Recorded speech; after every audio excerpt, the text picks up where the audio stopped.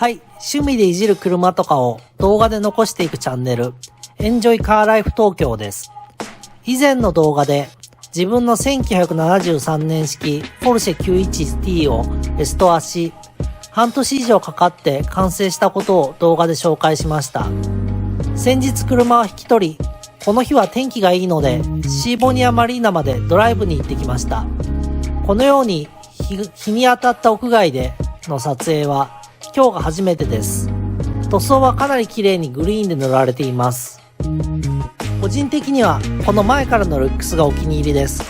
ライトなどはもともとついていたものをそのまま使いましたが、メッキ類を磨いたからか古さが隠れているように思えます。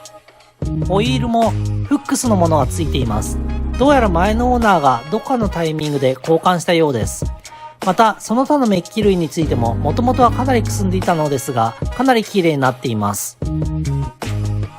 窓もかなり綺麗になり、またウェザーストリップも全般的に新品になっています。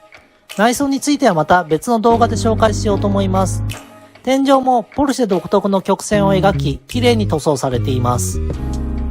この車は1973年モデル 911T で 2.4 リッターのエンジンを搭載しています。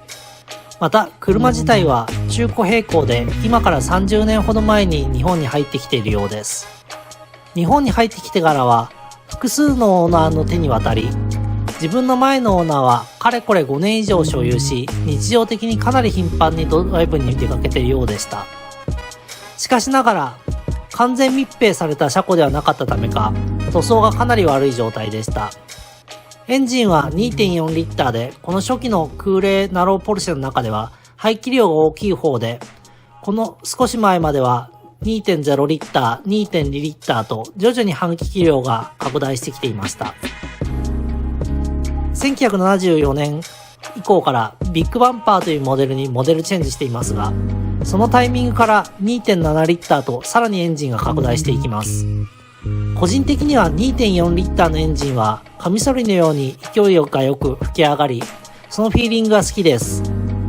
空冷エンジン特有のフィーリングとその操作性から根強いファンが多いのもよくわかります。ここ数年は空冷ポルシェが世界的にブームで値段もどんどん上がってきています。感覚的にはこの1年は高止まりしているように思えます。比較的台数の多い964でさえ状態のいい車は1000万円を超えてきており、この初期型のナローポルシェに至っては数が少ない分、中には非常に高値になっているものが存在しています。市場で台数が少ない分、金額もいくらくらいと相場が言いにくく、状態が良くオリジナリティの高いものは高額で取引されています。初期型のナローポルシェもいくつかグレードがあり、この 911T より上のグレードである 911E や 911S ですとさらに値段が上がってきています。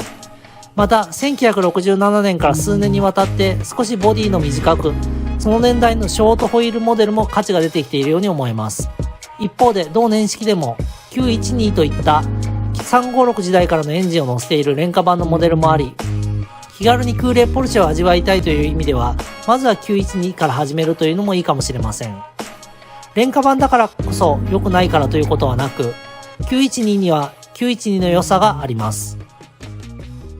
僕自身はもともとはナローポルシェを買うなら 911E や 911S がいいと思っていましたが、やはり個体数が少ないことや値段がそれなりにすることから、結果的に 911T で落ち着いたところではあります。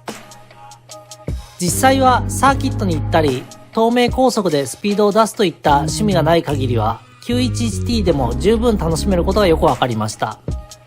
街乗りは基本的にマニュアルの3速までで事足ります。特にふかしたりせずに十分運転の満足感があるのが特徴かと思います。あとはいかに車にとって優しい運転をするかといったことや、クラッチに負担がかからないシフトチェンジをするかなどを注意しながら運転すると、維持費なども抑えながら快適なポルシェライフが送れるのではないかと思います。そんなわけで今日はレストア後のポルシェでドライブに行ってきた際に撮影した動画を紹介しました。またどっかのタイミングで運転動画だけを撮影し紹介していけたらと思います。車の紹介もまだ内装などの中についてはまだ撮影をしてないため、おいおい撮影し紹介していきたいと思います。また今後も趣味の車について引き続き YouTube に上げていきたいと思います。引き続きよろしくお願いします。それではまた。